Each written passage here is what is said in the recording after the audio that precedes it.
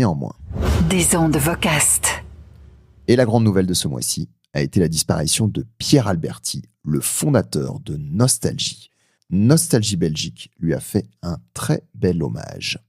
Nostalgie, le portrait du jour. Avec un brin de nostalgie, je nourris mon ancien pick-up de vinyle. C'était un visionnaire, un pionnier. Pierre Alberti, le fondateur de Nostalgie, de Radio Nostalgie, est décédé à l'âge de 84 ans. Oui, un homme de radio, un homme de cœur. Ce fils de bûcheron, né dans l'arrière-pays niçois, a su faire prospérer une entreprise de démolition avant de se passionner pour la radio.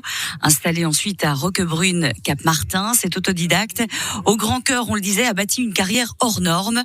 Un homme à la joie de vivre, communicatif, qui a construit pierre après pierre un petit empire de la radio. C'est en 1981 qu'il décide de se lancer. J'ai dit je vais faire une radio. Et on a fait une première radio dans un grenier de Lyon. Nous avons commencé à émettre. Et au bout d'une heure qu'on émettait, j'ai dit tiens, fais un appel un peu à la radio. Alors, peut-être qu'il y a quelques-uns qui nous écoutent. Le standard saturé immédiatement. Quel bonheur! Quel bonheur! Et cette première radio, Pierre Alberti la garde pendant 2 ans. Oui, c'était plus une radio pour les jeunes et lui, il avait envie d'écouter la musique qu'il aime. Direction donc la Croix-Rousse sur les hauteurs de Lyon, au 5e étage d'un immeuble, dans un grenier à nouveau.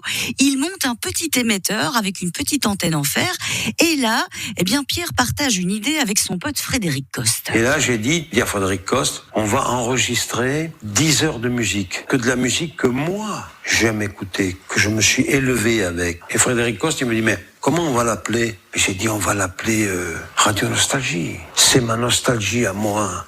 Et quelques mois plus tard, le succès est au rendez-vous. Tout Lyon n'écoutait plus que cette radio Nostalgie. Énorme succès. Alors à partir de là, j'ai dit, écoute, alors on va franchiser quelques radios. Et nous avons franchisé une 50aine de radios en France, avec le label Nostalgie.